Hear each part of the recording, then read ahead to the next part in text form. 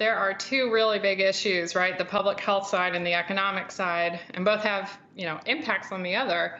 I think what needs to happen is that Congress really needs to step in, because the administration now more than a week ago put our economy on a large pause, and that needed to come with stimulus that is not here yet. And so, I think the White House will be out from under a bunch of pressure to restart, quote unquote, the economy if there's a bunch of money flowing from the federal government. That just hasn't happened yet.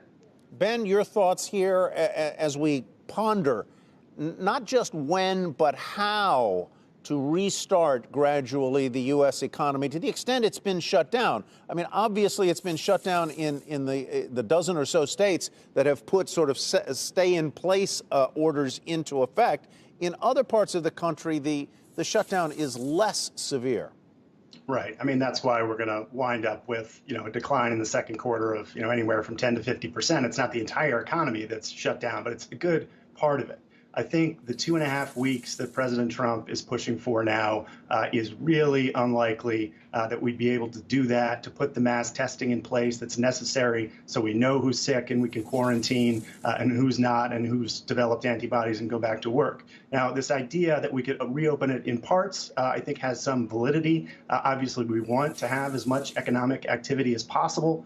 But the most dangerous thing we could do would be to open it up too much too quickly, in which case the virus spreads very rapidly. We've seen the number of cases go up a lot, the number of deaths go up a lot in the United States. We could see that skyrocket, and then we have to shut it down again. And then we take another economic hit, and perhaps we get another wave of virus. So we have to be incredibly careful here to balance the economic problem, which is huge, with the health risk, which is massive. And that's why I think the stimulus, just the last point, is so important, and why I think they will get it done today. $2 trillion is a big number.